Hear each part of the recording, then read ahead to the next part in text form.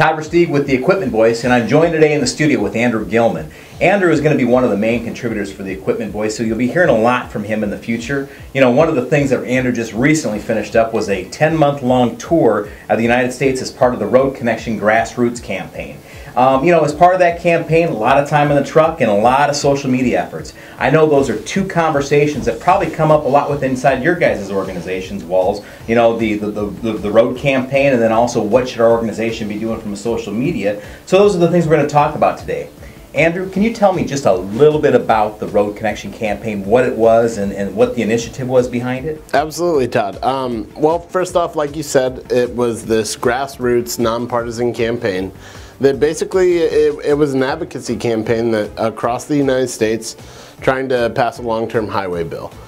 Something that's great for our industry, something that creates jobs and repairs our infrastructure. So it was a really kind of this altruistic campaign out there to help our industry, and I was honored to be a part of it, to be honest with you. Great. So I mean, you guys spent 10 months on a road. What kind of stops? I mean, where did you guys go?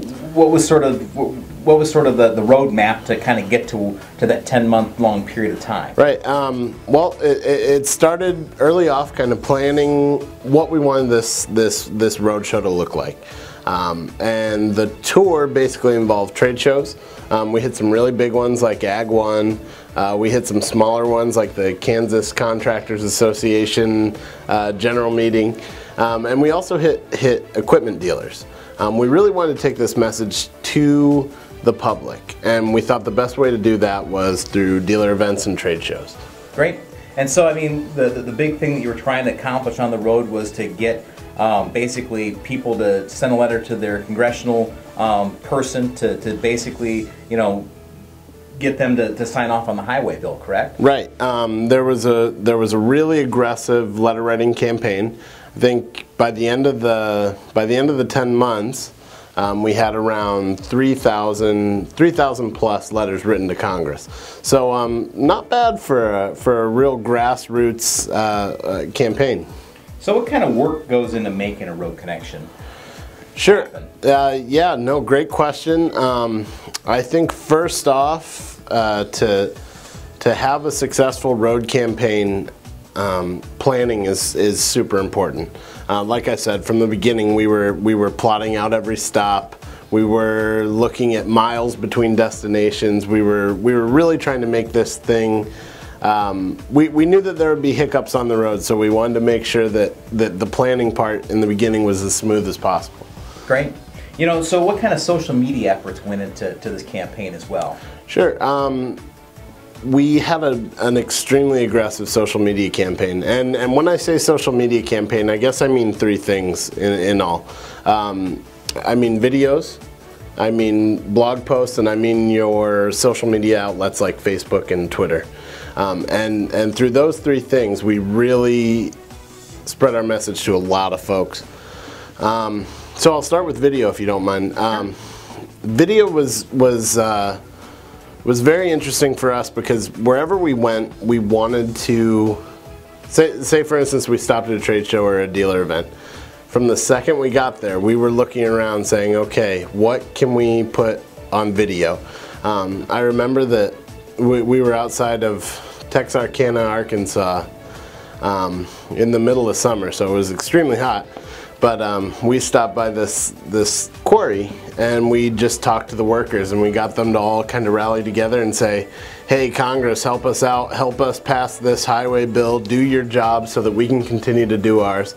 It was a really powerful message that we ended up sending to Congress. So from a video standpoint, we would always be looking for that next engaging, compelling clip. Okay. From a blogging standpoint, we were really trying to hit 6 a month, but on the same hand, we wanted to make sure that we were blogging about interesting, engaging things. We didn't want to blog for the sake of blogging. And we ended up hitting our goals, and we blogged from everything. We would usually submit a blog post after a major event, so a trade show or a dealer event or a job site visit. We would do a blog post. And then when it comes to things like Facebook and Twitter, these tools were really important as well. They really helped us kind of keep a day-to-day contact with our followers.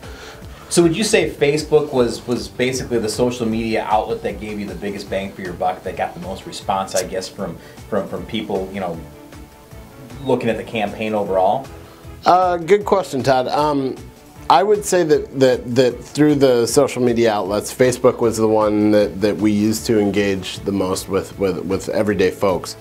And for the simple reason that that's where the people are. There are so many people on Facebook that we have the opportunity to engage with. That was a great tool for us. Okay. Now, one of the other outlets that I thought was interesting that you guys use, that I'm sure there's a lot of organizations that really haven't thought about using it, is Flickr. You know, how did you guys incorporate? Well, first of all, just so everybody knows, Flickr is just basically a photo sharing social media site that you know, has been around for a long period of time. But you guys incorporated that into your efforts as well. And why'd you guys do that? Yeah, Flickr was another great tool for us. First of all, it was kind of twofold. First off, it gave us a place to house all the media that we collected from the road. So all those photos that we snapped from dealer events and trade shows, we had a place where those high resolution photos could live. And then the second advantage of having a Flickr site was that while we were engaging with trade media, we could easily point them, we could give them a link, and they could download whichever high-res photos they wanted to use for their publications. So it was really kind of a twofold effort, and it worked out really well for everybody involved. Okay. So how often are you guys out there posting on the blog, Facebook, Twitter, Flickr, that type of stuff? Yeah, well, basically what we tried to do was Flickr, basically after every event, we would upload our photos to our site. For Facebook and Twitter, we really tried to keep it relevant with what was going on at any given point in the campaign. So basically, we tried to post every day, and whether that's media, industry news, or anything like that, but anytime we had an event, you would see the amount of posts go up because we were live tweeting and live posting all day during the event. So when we didn't have an event, you'd see it kind of taper off, but then it would go back up. But we tried to maintain a little bit of a consistency to post at least every day. Okay, and how did you decide sort of how you mapped out sort of what type of content you were going to post to each different platform? Sure. Well, our strategy was pretty easy. Basically post what people will find engaging. So that can be anything from, like I said, industry news to goings-on with the campaign itself. And I even remember we did a blog post and a Facebook post. We were traveling through Cincinnati one weekend, and the Bengals were having their first home game, so I posted about the Bengals. Anything to really draw attention and engage with everyday folks, that's what we were trying to do. Cool. Now a quick question on swag, because you guys gave away a lot of T-shirts and keychains and all that stuff. You know, what kind of response did you guys get from some of the different swag that you guys gave out? Right. No, everybody loves free stuff, Todd, and we had some really good giveaways, and we kind of used them as incentives. So we mentioned earlier that one of the goals of the campaign was to send letters to Congress. So we kind of incentivized folks at trade shows where if they would send a letter to Congress, then they'd get a free T-shirt out of the deal or a free hat.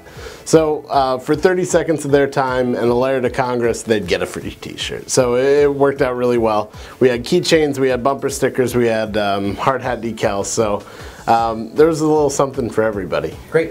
Did you guys actually have coloring books in there too? We did, actually. That was something that the campaign's primary sponsor, KPI-JCI, wanted to do for the kids. We also had some other things for kids. We had temporary tattoos, and we had little road connection hard hats that were pretty cool for the younger generation. Great. So Andrew, I've got one last question for you. You know, a lot of our viewers are tasked with the idea of coming up with a road campaign or coming up with a social media strategy on the whole thing. What kind of advice would you give to our viewers as they start to develop what these plans look like? You know, whether that's on the road or from a social aspect. Sure, great question, and I think that I'll answer that in two parts if I can. For the road side of things, if a manufacturer is planning on doing a road show, like I said before, planning. That is the most important part of a road campaign.